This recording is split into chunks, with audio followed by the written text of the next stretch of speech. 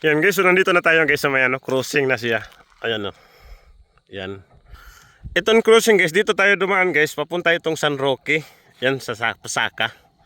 Ayan, ito yung farm to market road guys, ng farm to market road ng San Roque, Tacloban City guys. Tapos dito sa baba guys, may ginagawa rin ditong kasada. So nakita natin sa ating drone guys, ito yung bypass road. San Roque bypass road guys. So papunta rin ito sa San Roque, dito dadaan. So sabi naman ni sir yung kanina, punta daw Kamansihay. So ibang barangay ng part ng Tacloban. So may mga dumaan na dito guys. Tapos dito yung papunta naman ng Tabanguay na daw ito guys, part na ng Alang-Alang. So may crossing doon guys, papuntang San Miguel. Tapos kung dito liko guys, papuntang Paglaom, yan papuntang Santa Fe, Alang-Alang.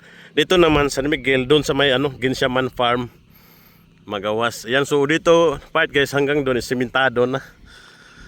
Ayan yan sila ni sir. Yan sir.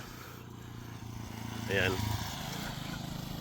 So yan, taga dito lang sila ni sir, So malaki talagang tulong itong kalsada guys.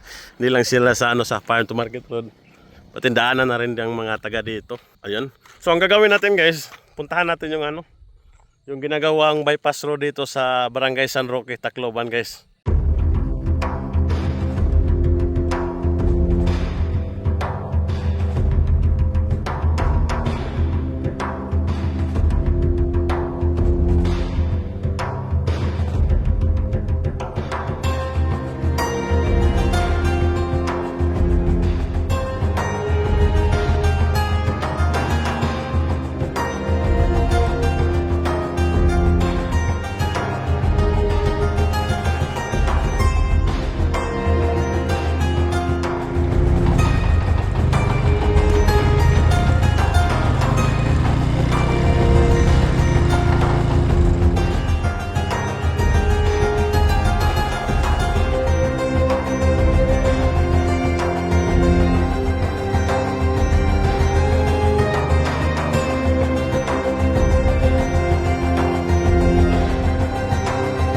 Mula dito, farm to market road ito hanggang doon sa baba.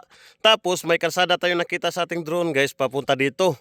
Yun So likod pala nito ng bundok guys, yan nakita nyo. Ayan, yan Yan i-zoom ko ha. Yan. Yan. Diyan pala dadaan yung bypass road naman na continuous na ginagawa ngayon guys, ongoing. Yan So mataas siya, bundok, yan So dapat pala guys, yung gagawin pala sana dyan is tunnel daw. Yan. Yan po guys, mula doon sa sa ginagawang farm to market road sa baba, ginagawang bypass road. Yan papunta yan dito. Dan. So mangyari yan guys, baba yan, doon pa rin babalik sa may San Roque. Ayan, so nakita natin sa ating drone guys, yung Tacloban City na.